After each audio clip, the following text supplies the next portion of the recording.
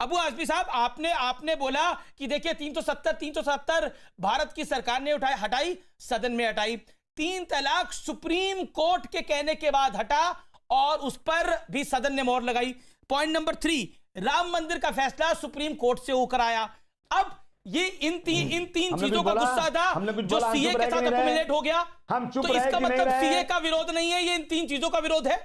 ST Hasan यही कह रहे हैं, आप भी उस बात की तकरीर कर रहे हैं।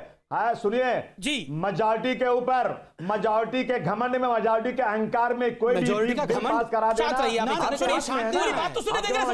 मेजॉरिटी आपके पास है, आपने मेजॉरिटी के अहंकार में बिल पास करा दिया भैया। लेकिन ये बिल मेजॉरिटी हिंदुस्तान की जनता ने दिया है। राम मंदिर हिंदुस्तान की जनता ने दिया है। नहीं ठीक है, किसने दिया है? झूठ बोलकर, झूठ बोलकर आप यहां सिखाएंगे मेजॉरिटी हिंदुस्तान की जनता को क्या मेजॉरिटी होता है और कैसे वोट करना है। ये अबू आजमी सिखाएंगे क्या? झूठे आदमी को मेजॉरिटी एसटी हसन सिखाएंगे कि आपने ट्रिपल तलाक के खिलाफ अभी सुप्रीम कोर्ट के खिलाफ कहा है।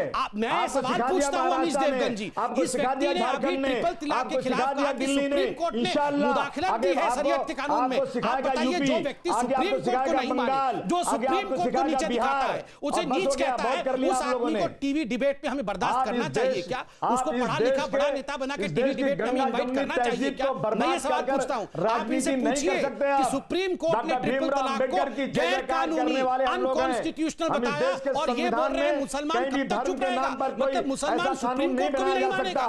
क्या सवाल है? मुसलमान को रिप्रेजेंट नहीं कर रहे। इन्होंने कहा ना, तो ये आज एक्सपोज कर दे, आप एक्सपोज करिए कि ये मुसलमान नहीं कर रहे हैं, ये मुसलमानों की तरफ से झूठ फैला रहे हैं। लेकिन भारतवर्ष में देखिए आपने जो बात बोली है, इसका सोशल मीडिया पर जबरदस्त रिएक्शन है, पब्लिक भी इस पर अपनी तरह से रिएक्ट कर रही है। मैं आपसे ये जानना चाहता हूं, अबू आजमी साहब, आप बड़े जिम्मेदार आदमी हैं। देखिए इस समय दिल्ली में जो आग लगी थी उसकी चिताएं भी ठंडी नहीं हुई हैं। आप कह रहे हैं कि हम कब तक रुकेंगे? आपके सांसद कह रहे हैं कि हम लोग सड़कों पर आ गए हैं।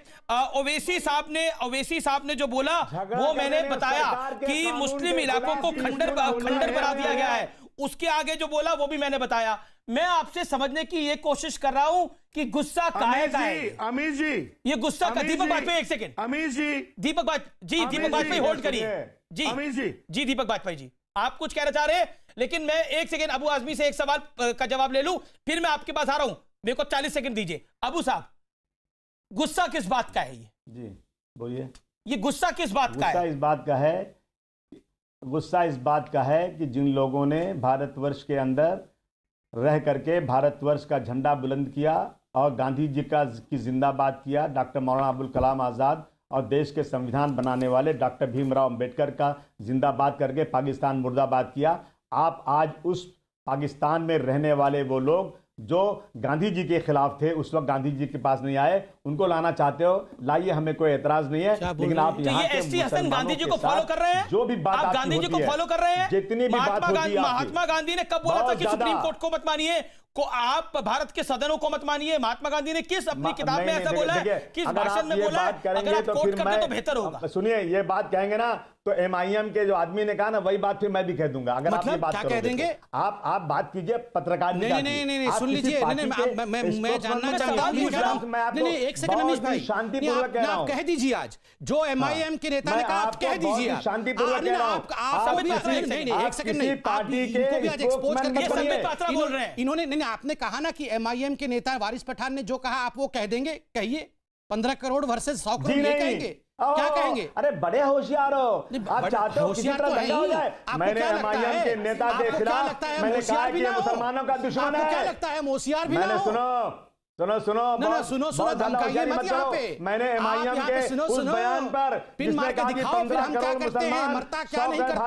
जब टीवी डिबेट में इस प्रकार की धमकी की भाषा ये नेता इस्तेमाल कर सकते हैं अमीश भाई, तो आप सोच के देखो उत्तर प्रदेश किस प्रकार जाफराबाद की सड़कों में इन लोगों ने क्या नंगा नाच किया होगा। इसी तरह से ताहिर हुसैन के घर पे गंगा जल के नाम से किसी नहीं सीखा। आप तो गए थे ताहिर हुसैन के छत के ऊपर, पेट्रोल बम ऐसे ही नहीं आ गया था। जी मैं तमाम पैनलिस्ट आना चाहिए आप लोगों को, चुल्लू पर पानी में डूब मरना चाहिए आप लोगों को। आप राजनीति के लिए आप भाई बनाना चाहते हो? पता है जी, एक सेकंड, अब मैं